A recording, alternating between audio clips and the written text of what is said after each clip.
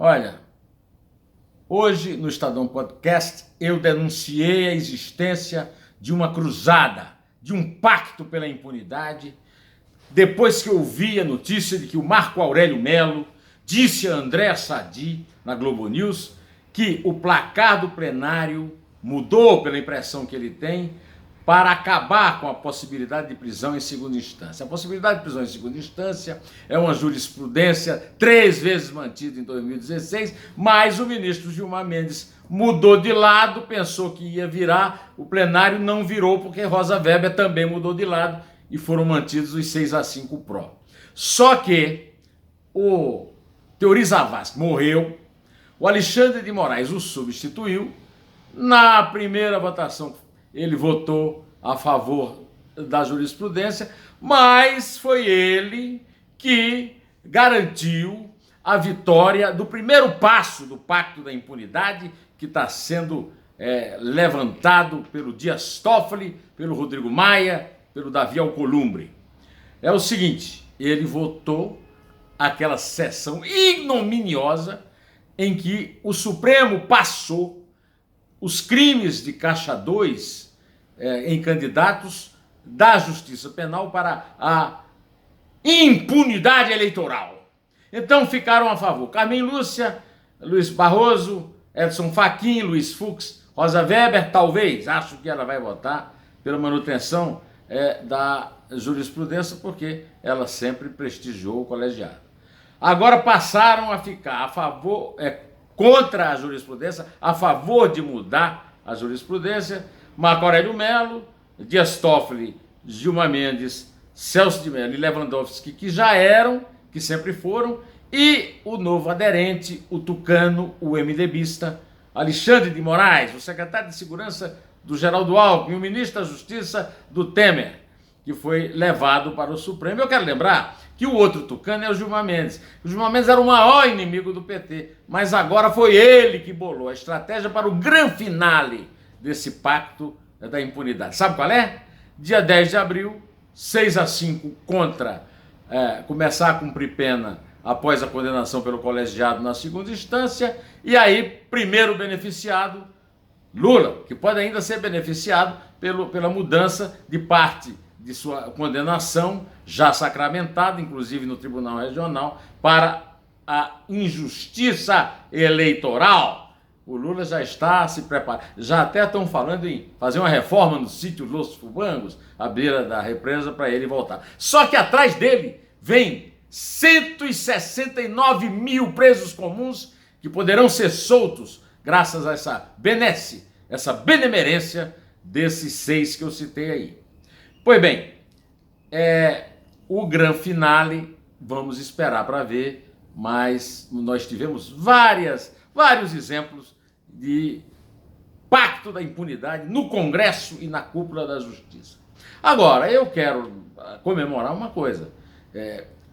Esses membros de tribunais superiores que estão fazendo esse pacto para salvar os que os indicaram para os seus cargos altos, bem remunerados, normalmente, poucos deles são juízes. Agora, os juízes de verdade, os juízes de vergonha na cara, que estão na primeira e na segunda instância, agiram ontem reagindo a isso. O juiz Rodrigo Parente Boitemiller tornou Temer réu por aquele episódio da fuga com a mochila nas costas do seu capacho Rodrigo Rocha Loures, que à época era deputado, na frente da pizzaria Camelo. É a piada pronta, né? A pizza sendo servida na pizzaria, né? Pois bem, esse energúmeno foi filmado, fotografado, gravado no acordo que o Rodrigo Janot firmou com o pessoal da JBS, e o flagrante está consumado. Eu conversei com o meu jurisconsulto favorito, Modesto Cavalhosa, e ele me disse, olha, não tem o que discutir, não tem que ir atrás de prova do benefício, como é que prova que o dinheiro documentalmente chegou ao Temer. Olha, desde o começo eu disse que é a maior declaração de fé na impunidade que eu já vi na minha vida. Um camarada que, olha só, o acordo era o seguinte, 25 anos com um semanão de 500 mil reais. Aquilo era só o primeiro mês. Aliás, a primeira semana. o cara achar que vai ter um negócio que vai cobrir uma remuneração dessa, agora, isso aí é bom para a gente mandar de presente para o desembargador Antônio Ivan Atier, que diz que propina e gorjeta ali de garçom, é a mesma coisa. Eu quero saber quem foi um garçom que recebeu gorjeta de 15 mil por semana ao longo de 25 anos. Pois bem, e o Ministério Público hoje acaba de denunciar o Temer naquele episódio lá do Rio, pelo qual ele foi preso, medida da prisão dele, ele não tinha sido condenado ainda, e o Antônio Ivan Atier o soltou. O Temer foi denunciado agora pela Lava Jato por corrupção, peculato e lavagem de dinheiro. Ainda ontem, o juiz que mandou prender o Temer, Marcelo Bretas, condenou Jacó Barato, o Baratão, aquele que o Gilmar Mendes soltou, o rei do ônibus, que o Gilmar Mendes foi padrinho da Baratinha, a filha dele, no casamento, né? Pois bem, ele foi condenado a 12 anos. Quem me ouve na Eldorado ouviu o Almirante Nelson, que é o técnico lá, tocando a música da Baratinha, em homenagem ao Gilmar Mendes. Bom, o Marcelo Bretas condenou o Jacó Barato e mais a turma. Tinha lá, inclusive, uns amigos, parentes, clientes da banca de Sérgio Bermudes, da qual é sócia a mulher do Gilmar Mendes, dona Guilmar Mendes. Pois é, nesse mesmo dia, o Tribunal Regional Federal da 2ª Região, o mesmo cujo desembargador soltou o Temer, condenou o Jorge Pisciani, o Paulo Melo e o Albertassi, ou seja, a cúpula da cadeia velha, a cúpula da Assembleia Legislativa do Estado do Rio de Janeiro. Bom, ontem, aliás, hoje mesmo, eu conversei por telefone com o Modesto Carvalhosa para pedir a ele um auxílio sobre a questão do acerto da condenação pelo juiz o Rodrigo Boitemiller, e que ele me passou aquela coisa que eu já falei para você, me fez um pedido que eu vou atender. Voltar a comentar o crime legalizado, que foi a anistia dos partidos aprovado há 2 dias, o crime aprovado há 2 dias na Assembleia. O Modesto me pediu que fizesse um acréscimo que, primeiro, a Advocacia Geral da União não pode aceitar isso. Tem que entrar na justiça contra essa decisão de deputado, porque é o seguinte, os partidos recebem subsídios bilionários, os fundos dos partidos é 1 bilhão, né? Recebe o subsídio bilionário e não paga os seus compromissos fiscais. Se eu não pagar, eu vivo recebendo aqui correspondência da Receita, mesmo pagando em dia. Agora os partidos são anistiados, eles recebem o meu dinheiro e depois não pagam a dívida que eles têm comigo, porque nós todos somos os donos da Receita, e se anistiam a si mesmos numa votação e o governo não reage. O doutor Carvalhosa me disse que a primeira reação tem que ser da Advocacia Geral da União. O chefe dela é o Bolsonaro. Cadê o Bolsonaro? Já reagiu a esse crime? Depois tem a Procuradora-Geral da República, que precisa ser mudada. Por que não põe logo lá o Deltan Dallagnol? Eu duvido que o Deltan Dallagnol deixasse isso aqui correr solto. Agora, além disso, o Carvalhosa, temos que fazer ação popular e vamos, sobretudo, ao Senado para tentar evitar essa ignomínia. Eu atendo aqui ao apelo do Modesto, porque realmente eu comentei de forma muito pequena, e esse crime é absurdo. Como é absurdo a tal da PEC do orçamento impositivo, que tira do governo toda a margem para gastar, e o filho do Bolsonaro ainda foi lá comemorar. Meu Deus, como faz falta a inteligência, né? Bom, diante disso tudo, eu quero ainda lembrar o seguinte. Quando eu falei aqui da queda de popularidade do Bolsonaro em 15 pontos em 1 mês, recebi uma ruma, como se diz lá no Nordeste. O Ibope não vale nada. Eu me lembro do Ibope dando a vitória do Bolsonaro, ao contrário de todos disseram, né? Nos 2 turnos, né? De qualquer maneira, vamos esquecer isso. O que é certo é que veio ontem um dado terrível sobre o governo, que é o seguinte: o índice de desemprego subiu para 12,4%. 13 milhões de brasileiros desempregados.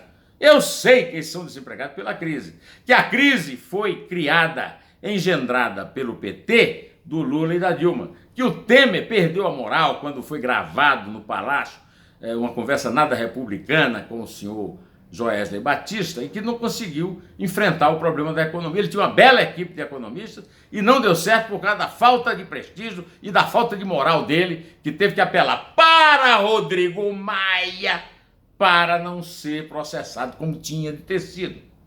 Bom, acontece o seguinte: o seu Bolsonaro é bom ele tomar atenção a isso aí, porque esse negócio de ficar fazendo tweet lá com o Carlos, brigando com o Rodrigo, agora ele fez as pazes, chuva de verão, né?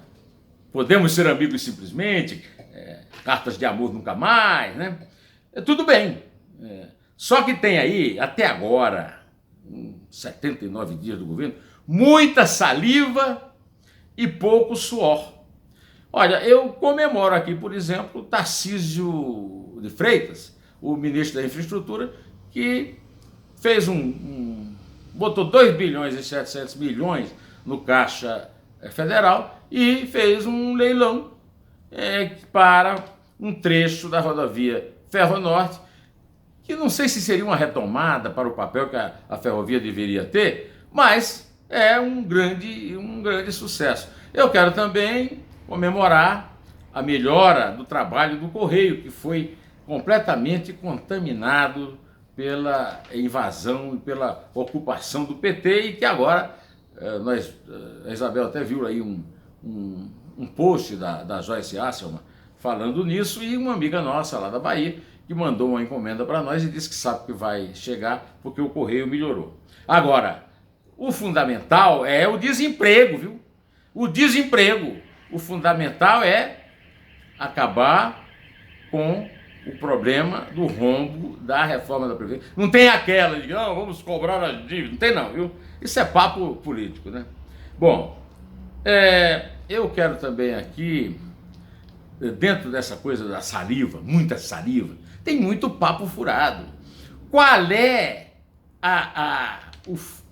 é o objetivo de mandar quartel comemorar aniversário do golpe? Sempre foi comemorado nos quartéis, para que fazer onda em torno disso?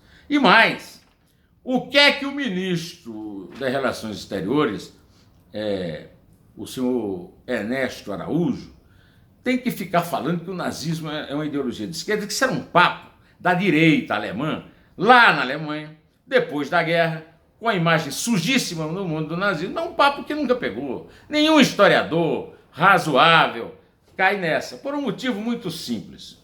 Em primeiro lugar, mas o Partido Nazista era o Partido Nacional Socialista dos Trabalhadores Alemães. Ora, vai tomar banho, Ernesto Araújo. Aliás, vai ler, cara. Por exemplo, quando terminou a guerra, a Alemanha foi dividida em duas: a República Democrática Alemã e a República Federal da Alemanha. Qual era a democrática, Ernesto Araújo? Qual era das duas a democrática? A República Federal da Alemanha. A República Democrática Alemã era comunista, uma ditadura cruel e brutal. Houve a unificação, mas fica isso como prova definitiva que nome não vale nada. A República Popular da China, quem manda na China é o povo, o chancelerzinho. Pois bem, eu vou te dar mais um dadinho que você se esqueceu. Você estava muito incomodado em puxar o saco da Dilma quando ela era presidente, e agora está puxando o saco da família Bolsonaro e tal, com essas histórias de nazismo de esquerda. Então eu vou te contar uma história. Já ouviu falar da Operação Barbarossa, Ernesto Araújo? Olha, na Operação Barbarossa, que foi invasão de surpresa, primeiro o Hitler enganou o Stalin, né? Depois invadiu de surpresa a Rússia e mandou 4 milhões de soldados para invadir a Rússia. O Stalin não tinha como resistir ao exército nazista e foi recuando até parar e depois voltar, ajudado pelo inverno. E o resultado foi o seguinte: 24 milhões de russos morreram na Operação Barbarossa.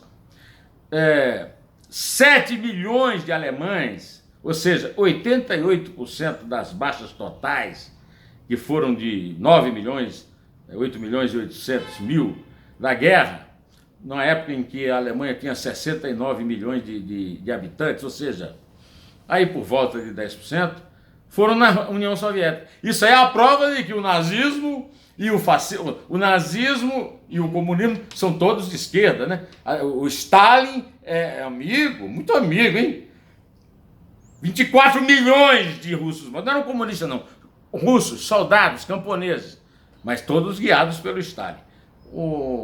Ernesto, se você não fosse chanceler, eu ia pedir para o Instituto Rio Branco rever esse seu diploma, viu, filho? Porque esse show de ignorância que você deu com essa declaração estúpida merece isso. Pois bem, eu termino aqui para dar três respostas aqui, né?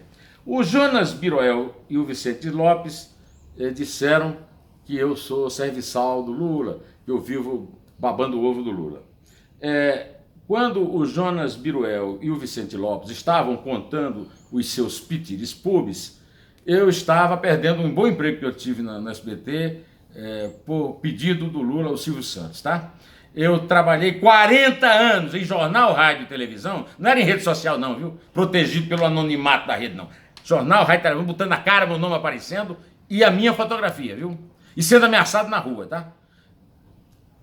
E vocês estavam contando pitiribubos em casa, porque vocês não estavam fazendo nada para derrubar o governo do PT, agora vem me encher a paciência com essa história de que eu sou petista. Então, tudo bem, podem continuar a encher a paciência. Enche a paciência, comentem, me chamam de babão do Lula e tal. Agora, vocês não sabem nada.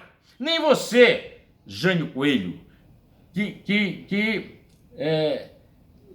disse para mim, olha, quando é que você lá na Rádio Estadão vai parar de falar mal do PT? A Rádio Estadão não existe há 2 anos. Ele disse que lá em Manaus tem uma propaganda. Se tiver uma propaganda, tá mal, né? Rádio Eldorado, a propaganda é Rádio Estadão, que já acabou há 2 anos. Agora, outra coisa é essa aí, né? O seu Jânio, eu sabe quando é. Aliás, eu escrevi essa resposta para ele aqui mesmo no YouTube. Sabe, eu vou parar de falar do PT no dia que parar de aparecer coisa da roubalheira do PT. Sabe por quê? Que o roubo do PT é dinheiro meu e seu. O dinheiro que o PT roubou foi nosso. E quem é que garante que não continua roubando e que não vai roubar mais? Que está usando o fruto desse dinheiro? Onde é que esse dinheiro está guardado? Então, enquanto eu tiver voz e tiver esse canal aqui e espaço na imprensa, eu vou falar mal da roubalheira do Ali Balula e seus 40 milhões de ladrões, tá bom?